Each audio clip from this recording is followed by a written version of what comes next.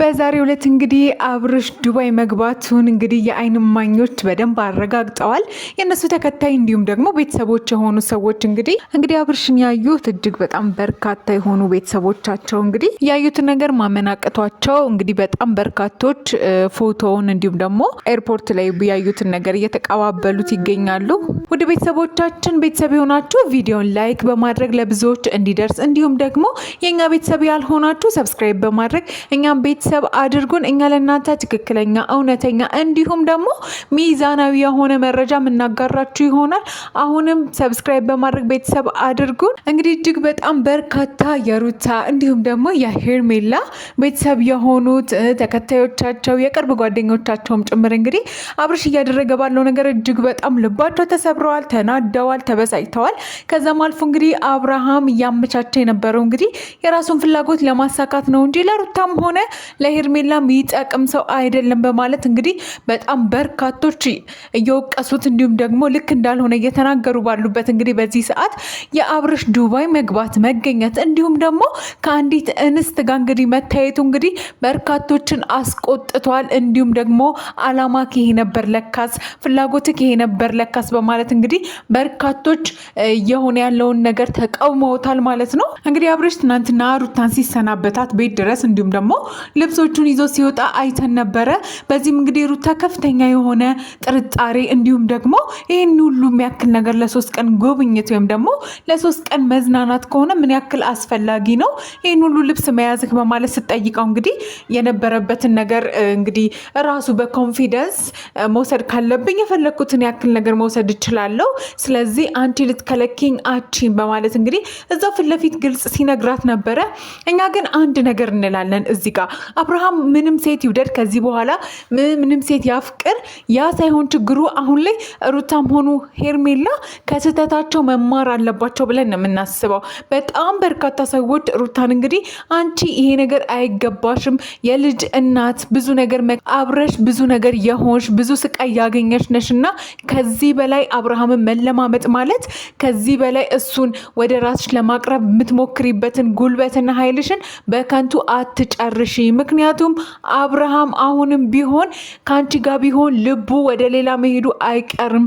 የማያርፍ ሰው ነው። አመሉ ከፍተኛ ሆነ ሁኔታ እንግዲህ ብዙ ነገሩ ተቀይሯል በማለት እንግዲህ በርካቶች የሩታ የሆኑ ቤተሰቦች ይህንን ነገር እባክሽን ተይ፣ አያዋጣሽም አብርሃም፣ ከዚህ በኋላ ለአንቺ የሚበቃሽና የሚገባሽ ልጅሽ ነው። እሱን በሰላም በጤና አሳድጊ። አብርሃም ከዚህ በኋላ ወደ ቀድሞ ነገሩ ሊመለስ አይችልም። ምክንያቱም ልቡ ያለው ውጪ ነው። አካሉ ቤት ቢሆን ላንቺ ምን ይጠቅምሻል በማለት እንግዲህ እጅግ በጣም በርካታ የሆኑ እንግዲህ የሩታ ቤተሰቦች ይህንን ሀሳባቸውን እየገለጹ ነው። በሄርሜላን በኩል እንግዲህ ሄርሜላን በጣም በርካታ ሰዎች እንግዲህ ያለ ቦታሽ እንዲሁም ደግሞ መገኘት የሌለብሽ ቦታ ተገኝተሽ ራስሽን አረከሽ። እኛ ምንወድሽ ምናከብርሽ በነበረሽ ጥንካሬ በነበረሽ ኩራት ነው።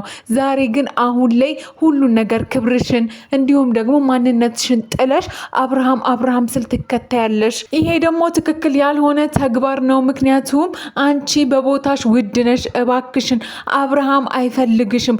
ከአንቺ ይልቅ እንደውም ሩታ ጋር ለመሆን ፍላጎት ያለው ይመስላል።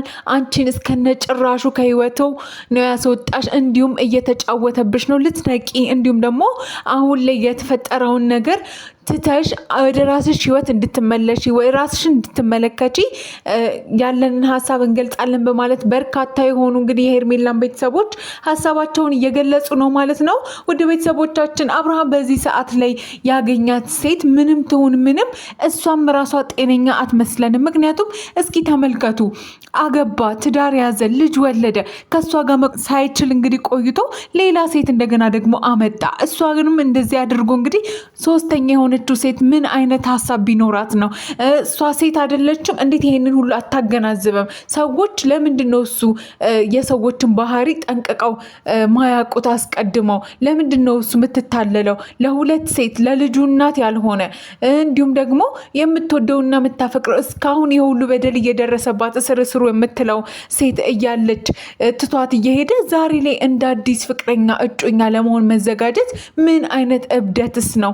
ምን አይነት አይነት እንግዲህ ጉዳይ ነው እንደዚህ ያስደረጋት ከአብርሃም ጋር አብሮ ለመሆንና ይህችም ሴት ልክ እንዳልሆነች እንዲሁም ደግሞ ነገ ላይ የሩታና የሄርሜላ እጣ ፋንታ እንዳይደርሳት እንግዲህ መጠንቀቅ ይኖርባታል። እንዲሁም ካለፈው መማር አለበት።